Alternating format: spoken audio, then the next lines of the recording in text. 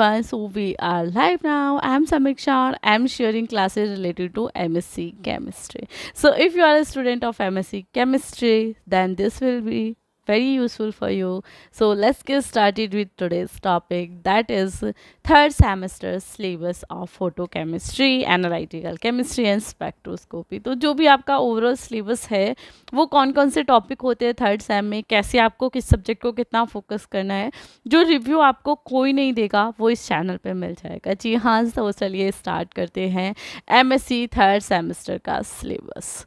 MSc third semester के related मैंने एक क्लास शेयर किया, वो आप देख सकते हो। बट आज हम टॉपिक को भी डिस्कस करेंगे। जो ओवरऑल रिव्यू आपको कॉलेजेस भी नहीं देते हैं सिलेबस का, वो मैं शेयर करूँगी। इस क्लास तक आए हो तो सिर्फ इतना करना, पूरी क्लास को देख के जाना। 10 मिनट की क्लास होगी, उससे ज़्यादा नहीं होगी। आपको बहुत कुछ सीखने के लिए मिलेगा। जब एमएससी कर रहे हो, पैसे लगाए हैं, तो एक सही चीज़ को पहचानना भी सीखो। मैं ये नहीं कह रही आप मेरी हर एक क्लास देखो, सिर्फ इस क्लास को कंप्लीट देख लेना। आपके लिए यूज़फुल रहे तो कमेंट कर देना, या मुझसे व्हाट्सएप पे भी अब आप कनेक्ट कर सकते हो। This is my contact number 7454090006।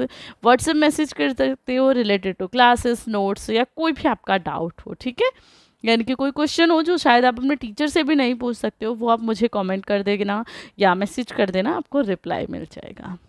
मैं आपको एमएससी 4 साल से करा रही हूँ, आज पहली बार नहीं करा रही हूँ। बट फिर भी हर साल नए बच्चे आते हैं, नए बच्चे हमसे जुड़ते हैं, उनके डाउट्स हम पूछते हैं, तो एक क्लेरिफिकेशन आपको मिल जाता है ना। बहुत बार आप कॉलेजेस में नहीं पूछ सकते, और जो गवर्नमेंट से कर रहे हैं उन्हें तो बहुत अच्छे से पता है कि आप ना पूछो तो बेटर है, राइट। क्योंकि जब आप कॉलेज में जाओगे, आप पूछोगे, तो वहाँ पे टाइम वेस्टेज होता है। मैं बुराई नहीं कर रही हूँ या मैं उन चीज़ों को गलत नहीं बोल रही हूँ, that will be okay. Teacher अपनी जगह ठीक ही होते हैं, बट गवर्नमेंट में थोड़ा सा चेंज की रिक्वायरमेंट है। लाइक अभी आप ऑनलाइन पढ़ सकते हो, हम आपको पढ़ा रहे हैं, बट हमारे टाइम पे कुछ भी नहीं था, फिर भी खुद से मेहनत की थी। तो जब आप खुद से मेहनत करते हो उसका भी अपना मज़ा है, बट अगर गाइडेंस मिल जाती है तो जो आप यहाँ स्कोर कर पाते विद गाइडेंस, आप वो स्कोर यहाँ कर सकते हो, है ना। और चलो, फर्स्ट सेम सेकंड सेम हो गया, थर्ड सेम पे आ जाओ। बातें तो होती ही रहेंगी, कनेक्टेड रहते हैं पूरे सेमेस्टर के लिए, है ना। या थर्ड सेम, एक लाइन बोलूँ, थोड़ी सी मेहनत कर लोगे, सबसे ज़्यादा स्कोर थर्ड सेमेस्टर में कर लोगे, ठीक है। ये लाइन आपको कोई नहीं बताएगा। फर्स्ट सेम में कितनी भी मेहनत कर लो, सेकंड में कितनी भी कर लो, फोर्थ में कितनी भी कर लो, थर्ड सेम की बराबरी नहीं कर पाओगे। क्योंकि एक तो जो थर्ड सेम का सिलेबस है थोड़ा कम है ना। सब्जेक्ट में मतलब थोड़े कम टॉपिक हैं, प्लस जो टॉपिक्स हैं ईजी हैं। लाइक थोड़ी सी मेहनत के साथ समझोगे तो समझ आ जाएंगे, ऐसे टॉपिक हैं। तो इसलिए बोल रही हूँ, थर्ड सेम में आए हो, अपनी परसेंटेज को इंक्रीज़ करना है ना, तो थोड़ी सी ज़्यादा मेहनत कर लेना। इस सेमेस्टर में बहुत अच्छे से स्कोर कर पाओगे।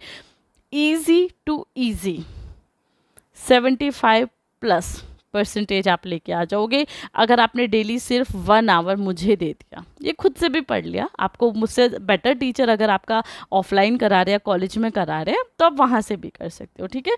तो थोड़ी सी मेहनत कर ली, 75+ कर दोगे। और अगर कोई सच में मेहनत के साथ करता है तो बच्चे आप 85+ % थर्ड सेमेस्टर में ले आओगे। चाहे फर्स्ट में आपकी 55 भी क्यों ना हो, फिर भी आप इतने ले आओगे। क्योंकि यहाँ तक एक तो आपको देखो चीज़ें पता चल गई, आपको लिखने का एक्सपीरियंस हो गया है, और सब मैंने जैसा कहा कि सिलेबस अच्छा है तो आप स्कोर अच्छा कर ही पाओगे। तो मैं तो एक लाइन में बोलती हूँ कि इतनी मेहनत की है एमएससी में एडमिशन लेने के लिए, तो बच्चे अभी थर्ड सेम में इतनी मेहनत कर लो कि फोर्थ में चाहे फिर तुम 50% ही ले आना, तुम्हारी परसेंटेज डाउन नहीं चाहिए, है ना। तो कोशिश करो, अच्छे से कर लेना। चलो फर्स्ट सब्जेक्ट पे आ जाते हैं। ये टिप आपको कोई नहीं देगा, हमको भी किसी ने नहीं बताया था। मेरी परसेंटेज, आप सोचोगे मैम आपकी कितनी परसेंटेज थी, बच्चे मेरी 80 थी, 81 थी शायद, 81 पॉइंट समथिंग थी। तो 80+ थी परसेंटेज, और मुझे लगता है बहुत अच्छी थी मेरे अकॉर्डिंग, है ना। अभी जब मैंने एमएससी किया तो उस टाइम पे इतनी परसेंटेज लाइक सच में नहीं होती थी, तो मैं ही टॉपर थी वहाँ की, सबसे ज़्यादा मेरी थी। बट हमको किसी ने बताया नहीं था, शायद मैं थोड़ी और मेहनत वहाँ पे कर लेती, मुझे पता होता कि थर्ड सेम में सबसे ज़्यादा परसेंटेज बना सकते हैं तो मैं और ज़्यादा मेहनत करती।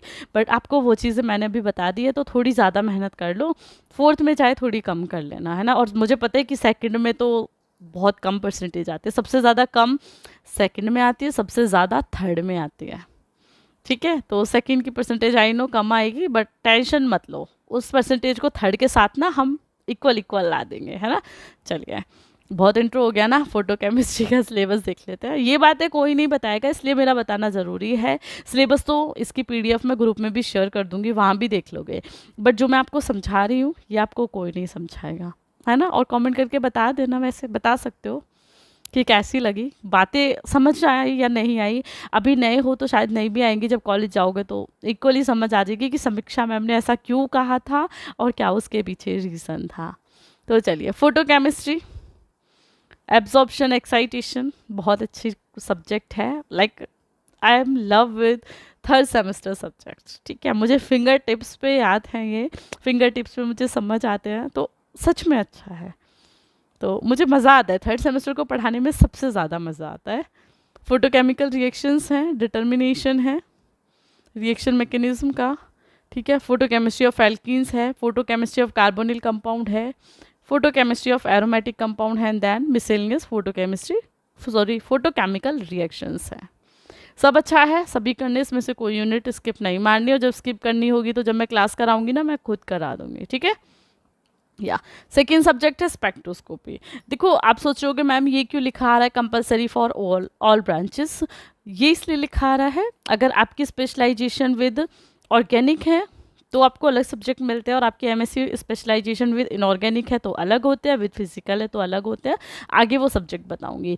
तो आपकी स्पेशलाइजेशन किसी से भी है, फोटो केमिस्ट्री और ये स्पेक्ट्रोस्कोपी आपको करने ही करने हैं, ठीक है। स्पेक्ट्रोस्कोपी में यूवी है, आईआर है। आई नो स्पेक्ट्रोस्कोपी थोड़ा सा टफ है, बट सेकंड में करके आए हो तो अच्छे से कर लोगे, और सिलेबस थोड़ा इजी है, तो वो मैं करा दूंगी बहुत अच्छे से, ठीक है। मॉसबे स्पेक्ट्रोस्कोपी है। अब आ जाता है थर्ड, ये भी सभी के लिए कंपलसरी है, एनालिटिकल केमिस्ट्री, ठीक है। थोड़ा अलग है, समझो कि समझ आ जाएगा। सब्जेक्ट अलग है, ये मत सोचना मैम आपने तो कहा बहुत अच्छा स्कोर कर लेंगे, हमें तो कुछ समझ नहीं आ रहा। देखो आंखें बंद करके पढ़ोगे तो कुछ भी समझ नहीं आएगा, ठीक है। आप सोचो कि मैम हम तो आंखें बंद करके पढ़ रहे थे, पढ़ना है। मैंने कहा अगर इतनी मेहनत करके इस और अदर सेमेस्टर में आप 60% लाओगे, तो इतनी ही मेहनत अगर आपने इसमें कर ली तो इसमें 70 ले आओगे, ये फ़र्क है। तो इतनी से मतलब नहीं है पहले इतनी करी तो अभी इतनी करोगे। कोशिश करो जितना ज़्यादा अपनी जी जान लगा सकते हो ना, इस सेमेस्टर में लगा दो परसेंटेज बढ़ाने के लिए, ठीक है।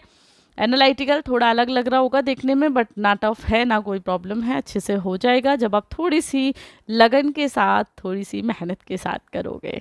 आई नो थोड़ी हिंदी हो गई है शुद्ध, but that will be okay, है ना। लगन और मेहनत दोनों चीज़ें साथ साथ चलती है तो लाइफ अच्छी ही होती है।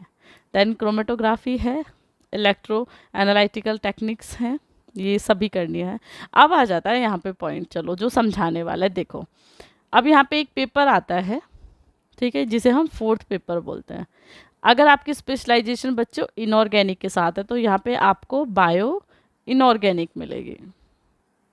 ये मैंने आपको ना लास्ट क्लास में भी समझाया हुआ है।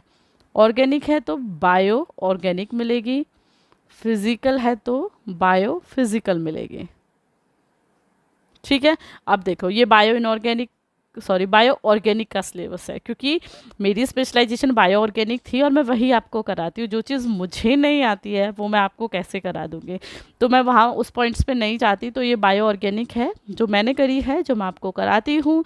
तो इसमें अमीनो एसिड्स हैं, एंजाइम्स हैं, रिएक्शंस हैं, मैकेनिज्म है, ठीक है, को एंजाइम है। अच्छा सब्जेक्ट है, कर लोगे, ठीक है।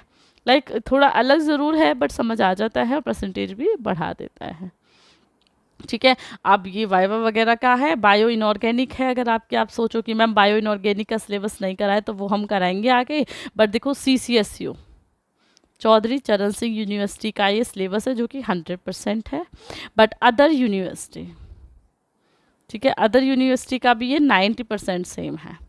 किसी किसी का तो 95% भी सेम है, बट फिर भी मैं अप्रॉक्स 90 लेके चलती हूँ। अभी तो इग्नू में भी आ गया है, तो इग्नू से भी काफ़ी हद तक ये मैच करता है, तो आपको समझ आना चाहिए चीज़ों को। सिलेबस सेम है, सिलेबस का डाउट नहीं रखना। फिर भी कोई डाउट है कमेंट करो, उसका रिप्लाई मिल जाएगा, या आप मुझे व्हाट्सएप पे मैसेज कर देना। व्हाट्सएप ग्रुप की लिंक भी मैं वीडियो के डिस्क्रिप्शन में मेंशन कर दूँगी। एंड यस, आप मुझे इंस्टा पे भी कांटेक्ट कर सकते हो। अगर आप व्हाट्सएप नहीं ज्वाइन करना चाहते तो आपको एक बोलती 24/7 प्रॉब्लम का सॉल्यूशन मिलता है, आपको आपके डाउट्स का जवाब मिलता है जो आपको शायद नहीं मिलेगा, मे बी आज ना मिलके कल मिले, क्योंकि मैं भी 24 घंटे अपना व्हाट्सअप नहीं ओपन करके रहती हूँ, बट जैसे ही मैं देखती हूँ किसी बच्चे का क्वेश्चन है उसका रिप्लाई हम करते हैं, ठीक है। तो चलिए अभी मैं क्लास को एंड करती हूँ। कल से क्लासेस स्टार्ट हैं, सब्जेक्ट 1 से सब पेपर टॉपिक हर एक टॉपिक के साथ क्लासेस होंगी, तो उसके लिए कनेक्टेड रहिएगा, नेक्स्ट क्लासेस देखती रहिएगा। डेली 1 बजे आपको या 4 बजे मेरी क्लास मिल जाएगी। जैसी क्लास मिलेगी ना, ग्रुप में मैं लिंक शेयर कर देती हूँ, इसलिए ग्रुप करना ज्वाइन करना आपके लिए फ़ायदेमंद है, और वहाँ उसके हैंड रिटन नोट्स भी शेयर हो जाते हैं, ठीक है। तो चलिए अब मैं क्लास को एंड करती हूँ, कल मिलेंगे एक नए टॉपिक के साथ, तब तक के लिए बाय बाय, टेक केयर, खुश रहिए और